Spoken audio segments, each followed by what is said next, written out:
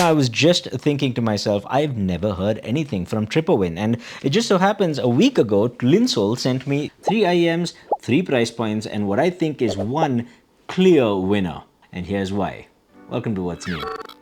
We'll start off with the Tripowin Sensible, coming in at $50. This is our cheapest IEM today, and for that money, you get a really nice cable, 2-pin connector, an all-plastic housing, and a nozzle that is the narrowest of the nozzles today. Combination of that narrow nozzle and the light plastic body means that this is also the most comfortable IEM we have today. Plus, for that $50, you get this nifty little case, really nice. And in fact, the more expensive Rhombus that we'll talk about in a second, oh, that doesn't come with a pouch like this. Go figure. Now that little housing houses a single dynamic driver. Question is, how does it sound? The answer is horrible. It sounds really bad. Straight out of the box, it's a massive V shape, a huge bass boost, a huge upper mid boost, borders on harsh and sibilant quite often, and the mids are very recessed, the bass is very pushed forward, but the driver is not able to handle it. It's just is a mess. I can quite safely say that you can give the Tripowin Sensible a pass, especially in today's lineup. Partly because you've got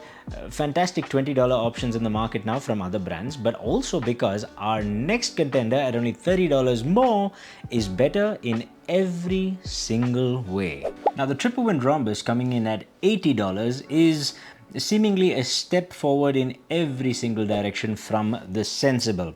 It shares the same cord that the Cencibel has, but what $80 buys you is an all-metal housing with a striking geometric shape that is finished in a nice matte satin treatment. With the nozzle coming in at 6mm, it is the widest of the 3 IEMs today and is the least comfortable. You might have to use the smallest tips to make them fit in your ear. Now, that housing, it does have one dynamic driver and one balanced armature, which begs the question, how does it sound? Well, it's got that typical V-shape once again, but this time it's a lot more refined, it's a lot cleaner sounding, and it's very well controlled. There's a 15 decibel bass rise, which is complemented by the fact that the dynamic driver holds that mid bass in check quite well. It's well controlled and well extended into the low end. The mid range, as is often the case, is very much recessed and muddied in the lower mids, or warm if you prefer that.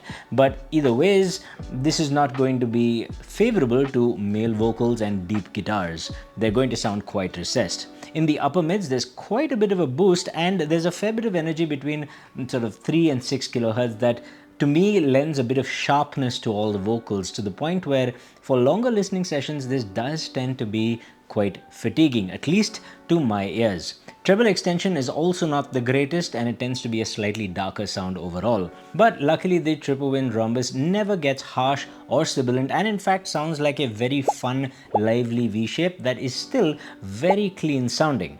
Now when it comes to soundstage and imaging, none of them are great here. You've got almost no soundstage, it's all in the middle of your head, and imaging, the ability to point out where the instruments are coming from in a piece of music, is not phenomenal. And if we extend that to things like layering and such, well, that's probably a very good point to shift to our next IEM, the Olina SE. Coming in at $99, this is the most expensive of the lineup, and it's evident in every single way. It comes with this really nice case and a set of filters and tips and whatnot, and this nice blue-gray wire that actually does feel more premium than the other two. Now the housing of the IEM itself is all metal once again, and it is smaller than the Rhombus, making it more comfortable in the ear, and the nozzle comes in at 5.5mm, which is a little bit narrower and therefore a little bit more comfortable than the Rhombus as well. Also, it's got this cute little golden turtle on it, which is absolutely in keeping with the Hawaiian bad boy theme. That's right, this is yet another collab from Bad Guy Good Audio Reviews. That's right, I knew I'd get it right eventually. This guy's been very busy. In fact, Linsol actually sent me the QKZ Hawaiian bad boy thing. It's a $20 IEM. We'll do an extreme budget $20 shootout. We'll put it against the Zero. Maybe you want to hit the subscribe button if you want to see that one. But getting back to the Olina, that housing has only a single driver. It's $20 more than the Rhombus, but has one driver less than the Rhombus. And this is a perfect example of why that simply does not matter. Because what you get here is a much more relaxed V-shaped signature. Don't get me wrong, it is still well bass boosted. It's about 9 decibel bass boost from the mids up to the mid bass, and the upper mids also are fairly boosted, but nowhere near as aggressively as the Rhombus.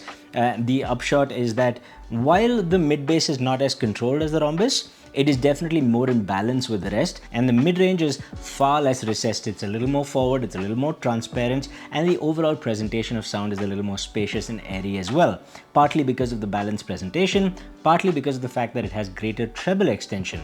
It's not perfect in the treble, it can get a little bit strange at times, but mostly it is really quite nice.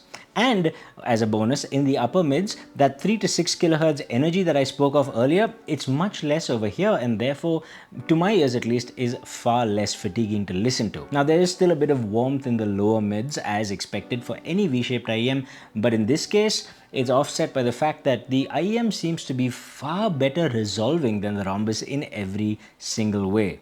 And when it comes to things like staging and imaging, I will say that neither of these IEMs are very good at soundstage. It's all quite narrow, but the Olina is still a smidge wider, and that combined with the fact that it's really good at instrument separation means that you get a area presentation once again. And when it comes to layering, which is basically if a music has a lot going on all at the same time, many instruments doing many different things, the ability to separate them, make them sound quite clear by themselves, and also separate them in space, or the feeling of space, the Olina far outperforms the Rhombus. In heavier passages of music, something like Hans Zimmer or a heavy orchestral piece, or perhaps a lot of Jethro Tull, where there's a lot going on, a lot of different instruments doing a lot of different things at the same time, the Olina is far clearer and instruments are separated in space a bit as well. And what all that means is, because the mids are not so recessed, the Olina SE tends to be more suitable for a wider variety of music. Combine that with good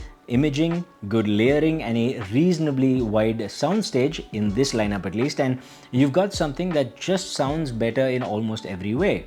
Combine the greater resolution and the greater treble extension with that, and you've got a really, really nice sounding IEM.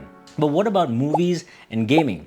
Well, I wouldn't recommend either of these for gaming because of that narrow soundstage. But if you had to choose, the Olina SE would be better, simply because the imaging, the ability to pinpoint which direction footsteps are coming from, is better on the Olina. And as for movies, if you're watching an action movie with a lot going on, again, you need that layering. You need the ability to separate sounds and reproduce them well and with a little bit of space, and that again is the Olina. Suffice it to say that the increase in quality from the Rhombus to the Olina, in my opinion, far outweighs the $20 premium that Tripowin asks for it. I would love to say that the cheaper one is better. We all love those stories, but today that simply does not seem to be the case. And there you have it, the Olina SE, the latest and the greatest that Tripowin has to offer, sub $100, but still not nearly as great as the sound of you hitting that subscribe button. Hopefully. Thank you. I'll see you in the next one. Stay happy, stay peaceful, stay colorful. Namaste.